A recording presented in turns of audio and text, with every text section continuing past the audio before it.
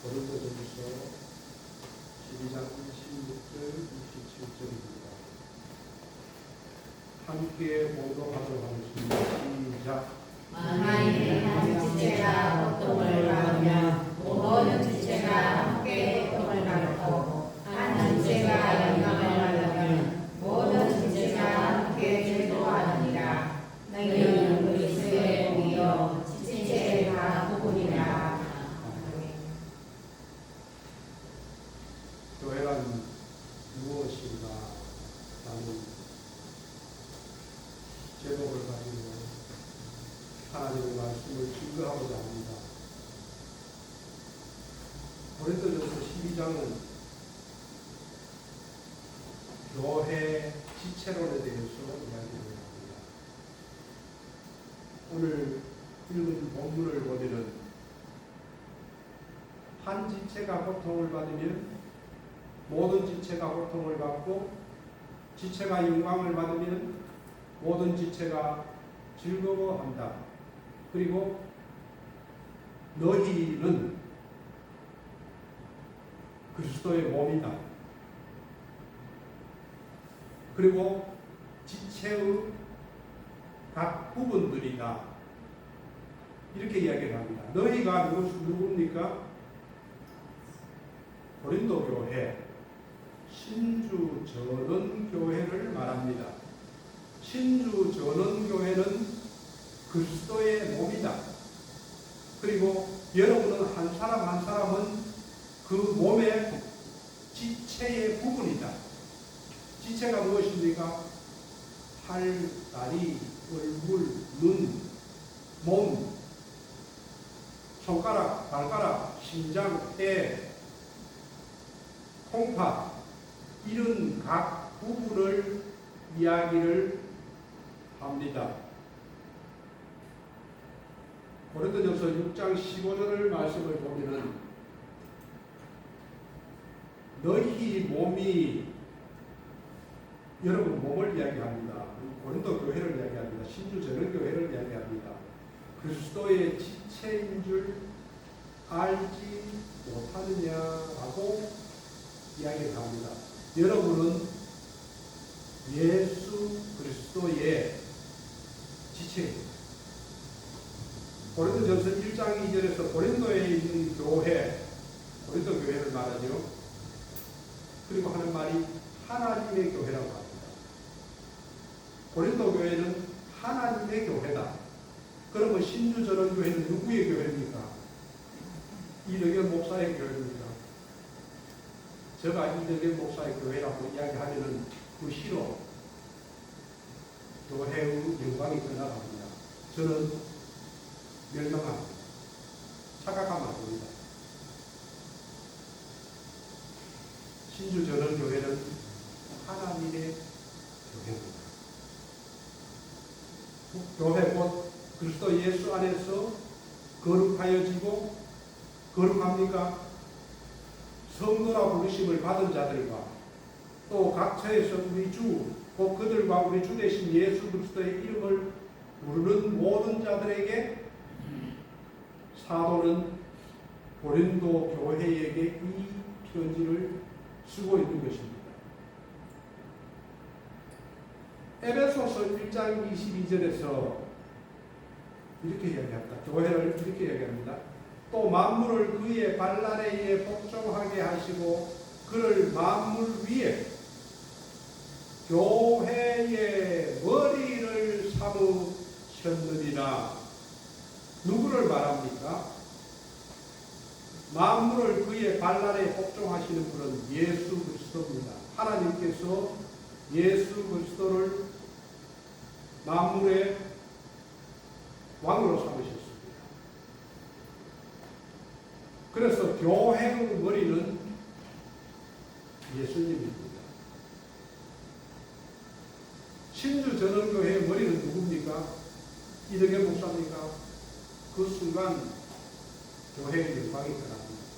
교회의 머리는 예수님입니다. 오늘 본문에서 너희는 그리스도의 몸이요 지체의 각 부분이다라고 이야기를 합니다. 예수님이 머리입니다. 이덕영 목사는 작은 지체입니다. 그냥 말씀을 전하는 지체. 예수님이 머리고 교회는 몸이며 우리 전부는 그 몸에 붙어있는 지체입니다. 그래서 제가 발가락이 될 수도 있습니다. 제 아내가 손가락이 될 수도 있고 팔이 될 수도 있고 각 지체입니다. 그런데 그 발가락에서 여름에 냄새가 난다고 해서 손이 발을 보고 너 저리로 가. 봐라, 너는 냄새 나니까 저리로 가. 너는 필요 없어. 이렇게 이야기할 수 있습니까?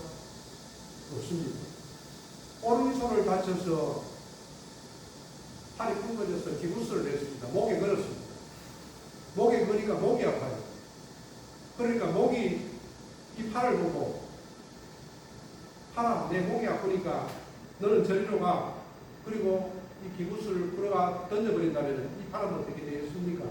죽습니다. 교회가 그와 같다는 것을 이야기를 합니다. 교회는 주님이 머리시요 우리는 몸에 붙어있는 지체다. 그래서 오늘 12장 21절 23절 고린도전서를 보면은 눈이 손들어 내가 너를 쓸 데가 없다 하거나 또한 머리가 발들어 내가 너를 쓸 데가 없다 하지 못하리라. 그뿐 아니라 약하게 보이는 몸의 지체가 도리어 욕이 나고 우리 중에도 지체들 중에서 보면은 좀 덜 떨어지고 부족한 사람이 있습니다. 그렇지만은 더 욕이 나고 우리가 몸에 덜 귀히 여기는 그것들을 더욱 귀한 것들로 입혀주며 그것을 입혀주는 사람이 누굽니까? 주님입니다. 주님이 우리가 좀 덜 떨어지고 못나 보여도 입혀줍니다. 그래서 우리의 아름답지 못한 지체는 우리 중에도 그렇습니다. 교인들 중에서도 아름답지 못한 지체가 있습니다. 그런데 주님께서 더욱 아름다운 것을 얻게 하십니다. 교회 안에는 천차만별입니다. 종도 있을 수가 있고 주인도 있을 수가 있고 부자도 있을 수가 있고 가난한 사람도 있을 수가 있고 못 배운 사람도 있을 수가 있고 흑인도 있을 수가 있고 이런 여러 사람들이 모여서 몸을 이루고 지체를 이룹니다. 그런데 어떤 사람들은 보면은 교회에 가지 않습니다. 교회에 가지 않는 사람이 목회자 협의회에서 조사를 해보니까 10.5%가 된다고 합니다. 교회 소속이 없습니다. 그런 사람이 교인이라고 할 수가 있겠습니까?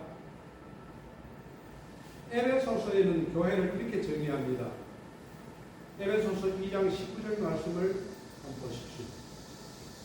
그러므로 이제부터 너희는 외인도 아니요 나그네도 아니요 오직 성도들과 동일한 시민이요 하나님의 권속이라고 이야기를 합니다. 교회를 이렇게 정의합니다. 하나님의 권속이 무엇입니까? 권속이라는 말은 한 집에서 함께 사는 식구를 말합니다. 한 집에서 함께 사는 식구. 그러면 신주 전원교회는 한 집에서 함께 사는 식구라고 할 수 있습니까? 아니, 그렇게 못되지요. 교회는 하나님의 식구입니다. 하나님의 자녀들이 함께 모여 함께 살아가는 곳, 이것이 교회입니다. 우리가 처음부터 하나님이 가족은 아니었죠. 저도 그렇습니다. 처음부터 하나님의 권속이 아니었습니다. 외인이었습니다. 나그네였습니다. 믿지 않는 사람이었습니다.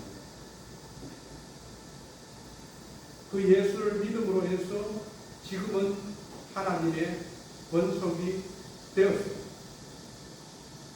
하나님 앞에서는 모든 교인들이 하나님의 사랑을 받는 사람들입니다. 차별이 없습니다. 당연히 우리도 차별이 없어야 됩니다. 에베소서 2장 22절에서는 우리 함께 읽어보겠습니다. 시작. 너희도 성령 안에서 하나님이 거하실 처소가 되기 위하여 예수 안에서 함께 지어져 가느니라. 아멘. 성령님이 우리 안에 거하실 처소가 되기 하기 위하여 예수 안에서 함께 지어져 갑니다. 우리가 성령님께서 우리 안에 거하시는지 거하시지 않는지는 우리가 기도하고 회개하고 말씀을 묵상하면은 성령님이 우리 안에 계시다는 것을 우리가 깨닫게 됩니다. 그렇게 하지 못하면은 성령님이 계시는지 안 계시는지를 몰라요. 그래서 성령님이 충만하게 계시도록 우리는 지어져 가는 교회입니다. 혼자서 짓는 것이 아니고 함께 지어져 가는 것이 저도 그렇고 여러분들도 그렇습니다. 함께 지어져 가는 교회입니다. 완성된 것이 아닙니다. 우리가 건물을 보면은 브로크 하나, 벽돌 하나 나왔다고 해서 지어진 건물이라고 하지를 않지요.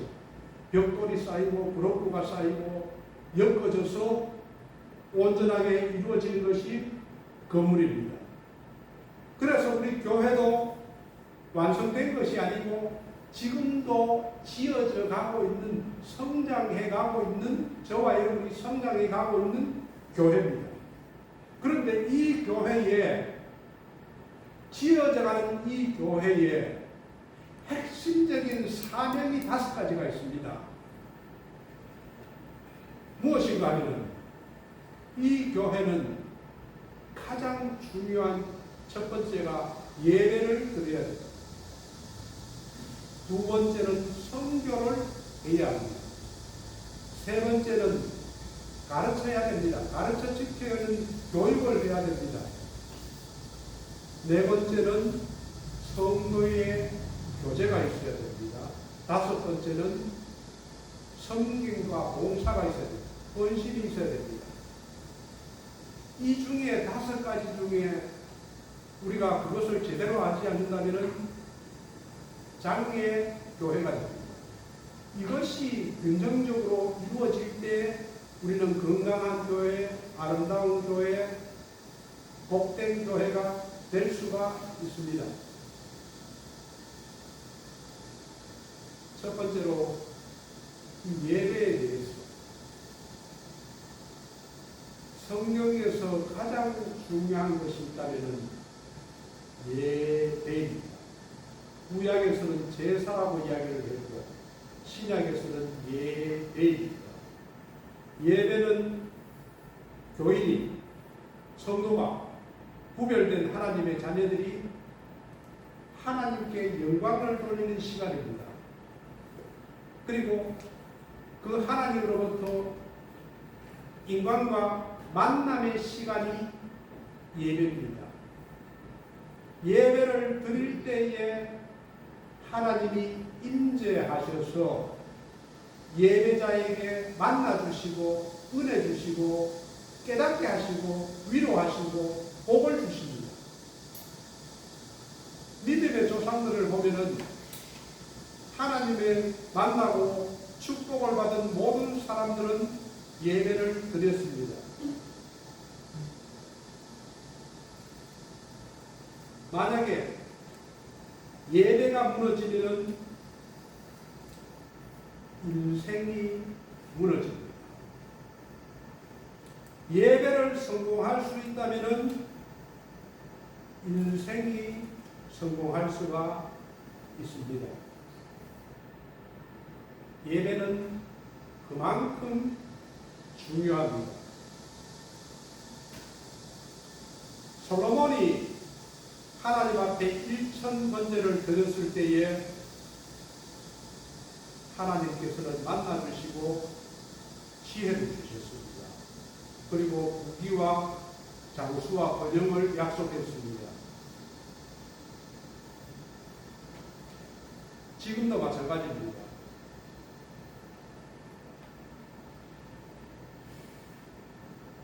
하나님을 제대로 경외하고 예배를 하나님 앞에 드린다면 삶이 형통합니다. 반면에 예배가 무너지면 삶이 무너집니다. 성경에 나타난 많은 실패자들, 많은 고난 가운데 살아간 분들을 보면 예배에 실패를 했을 때에 무너졌습니다.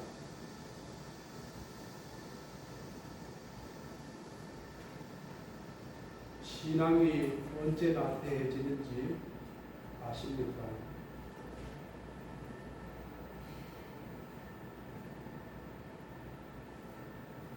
예배에 소홀하면 신앙이 나태해집니다. 점점 멀어집니다. 이스라엘 백성들도 그러했습니다. 맨날 드리는 예배, 뭐 별게 있나? 아무렇게나 드리면 되지. 참석만 하면 되지.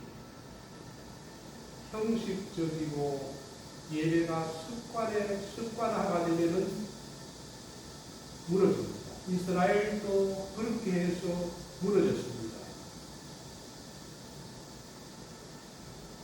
예배가 소홀해지면은 눈에 보이지 않게 삶이 무너집니다. 오늘 바로 한 주일만 좀 빠지지 뭐 바쁜데 그러면 2주일로 바뀌게 됩니다. 3주일로 바뀌게 되고 하나님과 점점 멀어지게 됩니다. 성경에는 3 종류의 예배를 이야기를 합니다. 첫 번째 예배, 예배를 드리고도 화를 받는 예배가 있습니다. 예배를 드렸는데도 화와 저주가 오는 예배가 있습니다. 어떤 예배일까요? 레위기 10장 1, 2절 말씀입니다. 이런 예배입니다. 한번 보십시오. 아론의 아들 나답과 아비후가 제사장입니다. 각기 향로를 가져다가 여호와께서 명령하시지 아니하신 다른 불을 담아 여호와 앞에 분향하였더니 여호와께서 명령하지 않는 다른 불을 하나님 앞에 드렸습니다. 그러자 불이 여호와 앞에서 나와 그들을 삼키매 그들이 여호와 앞에서 죽은지라. 예배를 드렸습니다. 그런데 하나님께서 명령하신 대로가 아닌 다른 예배를 드렸습니다. 지 마음대로 예배를 드렸다는 것입니다. 이런 예배는 받지 않습니다. 두 번째는 드리나 마나 한 예배가 있습니다. 드리긴 드렸는데 아무것도 받은 게 없는 예배입니다. 하나님께서 주시지도 않고 대면하시지도 않고 살피지도 않는 예배입니다. 그런 예배는 어떤 예배입니까? 형식적인 예배. 오늘 또 주일이니까 할 수 없이 가자. 습관적인 예배. 억지로 나와서 앉아서 졸다가 이런 마음에도 없는 예배는 하나님이 받지 않습니다. 세 번째로 하나님께서 받으시는 예배가 있습니다. 날마다 우리가 예배 전에 읽는 요한복음 4장 23절 24절 말씀입니다. 이 예배는 하나님께서 받으십니다. 한번 같이 읽어보겠습니다. 시작. 아버지께 참되게 예배하는 자는 영과 진리로 예배할 때가 원하니 곧 그래야 아버지께서는 자기에게 이렇게 예배하는 자를 찾으시나이다. 하나님은 영이시니 예배하는 자가 영과 진리로 예배하시리라. 아멘입니까? 이런 예배는 하나님께서 기뻐하시고 반드시 만나주시고 반드시 은혜 주시고 반드시 축복하십니다. 이런 예배를 드려야 됩니다. 진심으로 정성을 다해서 성령으로 하나님께 형식을 따라서 드리는 예배입니다. 그럴 때에 예배를 드릴 때에 어떤 일들이 일어날까요? 첫째로 하나님께서 예배의 자리에 임재하십니다. 출애굽기 29장 42절 말씀을 보면은 이는 너희가 대대로 여호와 앞 회막문에서 늘 드릴 번제라. 이건 성막에서 제사를 드리는 것을 말합니다. 지금은 예배입니다. 내가 거기서 뭐라고 합니까? 너희와 만나고 내가 말하리라고 합니다. 만나 주시고 말씀을 주시겠다는 것입니다.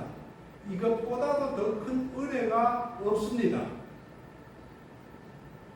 시편 22편 3절에서는 이스라엘의 찬송 중에 계시는 주여 주는 거룩하시나이다. 찬송 중에 하나님께서 계십니다. 우리가 하나님을 찬양할 때에 우리가 찬송을 부를 때에 우리가 찬송은 누구를 향해서 부릅니까? 목사가 들으라고 우리 친구가 들으라고 우리 형제들이라고 부르는 겁니까? 하나님께서 들으시라고 찬양을 부르는 것입니다. 찬양은 누구를 높이는 겁니까? 하나님을 바라보고 하나님을 높이고 하나님을 경외하는 것이 찬양입니다. 그런데 찬양을 아무 생각 없이 그저 그냥 그걸 대중가요 부르듯이 그렇게 부른다면 하나님께서 받으실까요? 하나님은 경홀히 여김을 받으시는 분이 아닙니다. 하나님은 우습게 여기는 그것을 받지 않습니다. 마음에 없는 찬양, 마음에 없는 기도, 마음에 없는 예배 받지 않습니다. 두 번째로 우리가 하나님 앞에 예배 드릴 때 회개가 일어납니다. 회개 사도행전 2장 37절 말씀을 보면은 그들이 이 말을 듣고 마음에 찔려 베드로와 다른 사도들에게 물어 이르되 형제들아 우리가 어찌할꼬 하거늘 베드로가 설교를 했을 때에 하나님의 말씀을 들었을 때에 회개가 일어납니다. 아, 내가 잘못 살았구나. 아, 내가 이런 점을 잘못했구나. 우리가 하나님과 친밀하면 친밀할수록 자신의 모습을 제대로 바라보게 됩니다. 하나님과 가까이 하고 하나님을 경외하고 하나님과 예배를 드리고 하나님과 친밀해지면은 자신의 모습을 있는 모습을 그대로 볼 수가 있습니다. 하나님과 친밀하지 못하면은 자기 모습이 보이지 않습니다. 껍데기 모습만 보입니다. 하나님 앞에 다가가면 다가갈수록 자기의 진실을 보게 됩니다. 그래서 내가 죄인이구나. 내가 정말로 잘못 살고 있구나. 그것이 보여집니다. 그래서 눈물이 나오고 회개가 나옵니다. 삶이 바뀌어집니다. 말씀을 드리면은 하나님의 말씀은 교훈하고 책망하고 바르게 하고 의로운 삶을 살아가게끔 가르칩니다. 세 번째로 예배할 때 하나님의 약속을 우리에게 보여줍니다. 시편 25편 14절 말씀을 보면은 여호와의 친밀함이 하나님께서 누구를 친밀하게 합니까? 누구를 가까이 합니까? 누구와 함께 합니까? 누구와 동행합니까? 그것은 경외하는 자들입니다. 하나님을 제대로 경외하는 자들에게 있으리요. 그의 언약을, 하나님의 축복의 말씀을, 언약들을 누구에게 보여줍니까? 경외하는 자들에게 보이시리로다.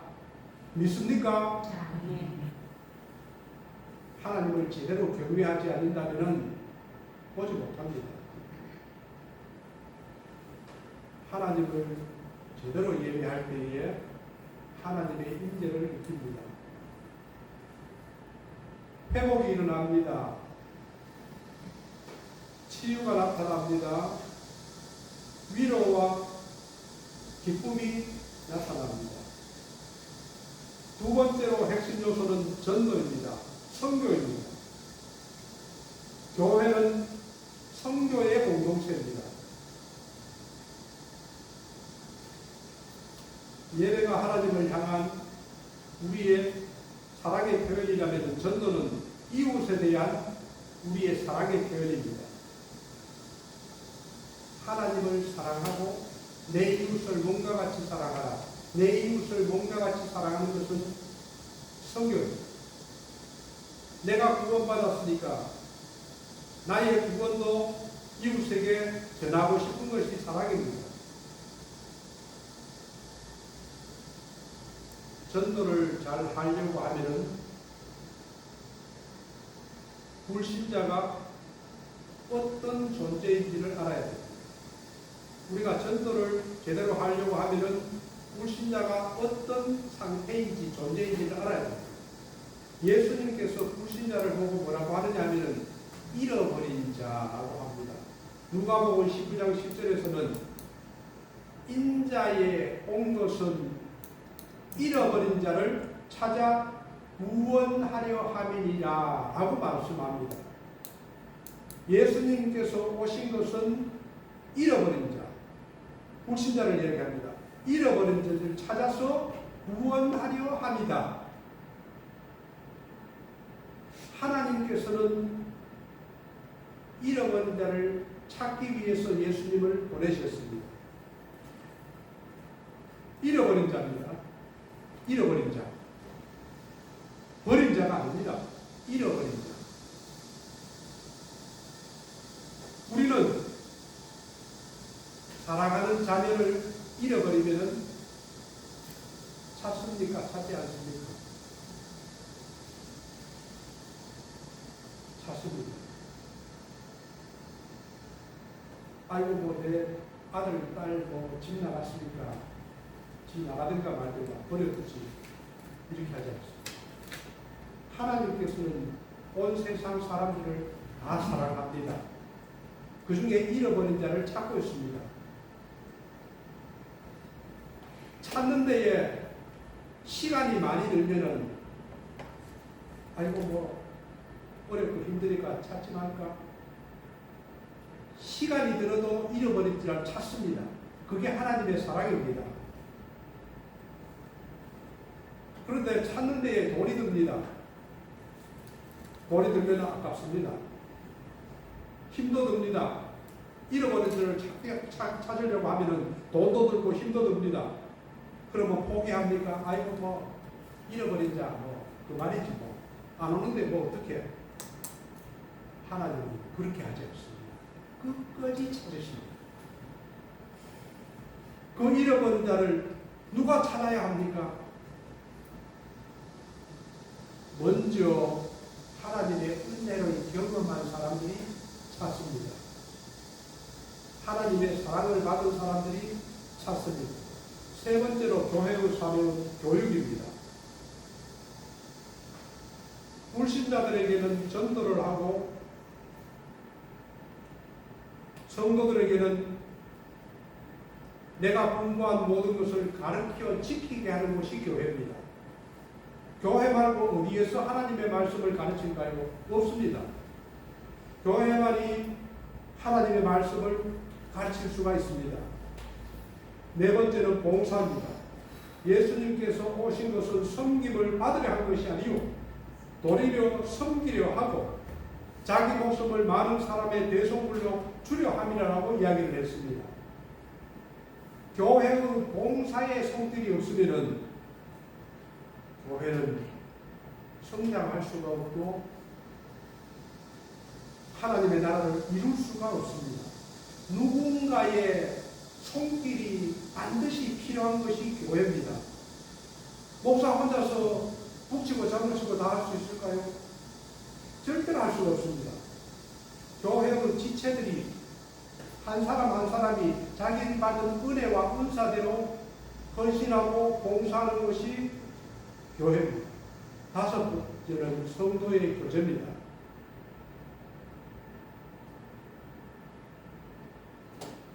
교회는 성도들의 모임이며 성도들의 공동체입니다. 성도들이 모여서 공동체를 이루는 것이 교회입니다. 우리가 사도신경을 보면은 늘 암송을 합니다. 성도가 서로 교통하는 것과 성도가 서로 교통하는 것과 이 교통이 교제입니다. 성도 간의 교통이 성도 간에 교제하는 것입니다. 이 교제라는 뜻은 헬라어로 코이노니아인데 서로 사귀며 서로 협력하며 서로 나눈다는 뜻이 있습니다. 성도 간의 교제가 없으면 신앙이 자라지를 않습니다.